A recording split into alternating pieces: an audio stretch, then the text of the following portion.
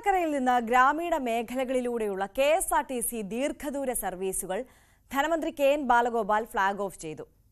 കൊട്ടാരക്കരയിൽ നിന്നും പുറപ്പെട്ട് എറണാകുളം, കോട്ടയം, തൊടുപുഴ എന്നിവിടങ്ങളിൽ എത്തുന്ന 3 ബസ്സുകളാണ് പുതുതായി ആരംഭിച്ചത്.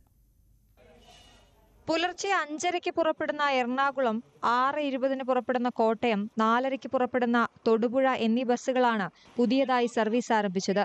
ഗ്രാമീണ റോഡുകളിലൂടെ കടന്നുപോകുന്ന ബസ്സുകളായതിനാൽ സാധാരണക്കാർക്കും സർവീസ് ഗുണകരമാകും.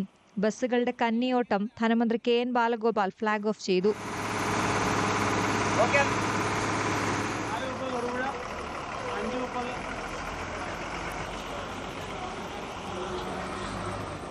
വളരെ വലിയ വികസനം ഉണ്ടായി. വളരെ പഴക്കമുള്ള സ്റ്റാൻഡുകളിലൊന്നാണ്.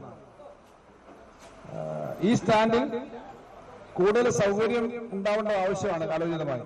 ഇപ്പോൾ പുതിയ കെട്ടിട നിർമ്മാണം ഇവിടെ ആരംഭിക്കാൻ പോവാണ്. ഇതിന് നിർമ്മാണം എന്ന് പറഞ്ഞാൽ ഇതിനെ കുറച്ചുകൂടി മെച്ചപ്പെടുത്തി ഏകദേശം 8 കോടിയോളം രൂപ വരുന്ന ഒരു പദ്ധതിയാണ് കൊട്ടാരക്കര KSRTC ബസ് സ്റ്റാൻഡിന്റെ ആധുനികവൽക്കരണവുമായി നടപ്പിലാക്കാൻ തീരുമാനിച്ചിരിക്കുന്നത്.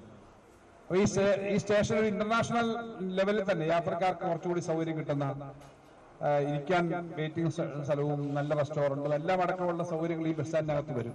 കണ്ടക്ടർമാർക്ക് ATM മെഷീനും ഡ്രൈവർക്ക് വേബിലും മന്ത്രി നൽകി. കൊട്ടാരക്കരയിലെ KSRTC ബസ് സ്റ്റാൻഡ്, ഗ്യാരേജ് എന്നിവയുടെ നവീകരണവും ഉടൻ ആരംഭിക്കുമെന്ന് മന്ത്രി പറഞ്ഞു. ന്യൂസ് 18 കൊട്ടാരക്കര.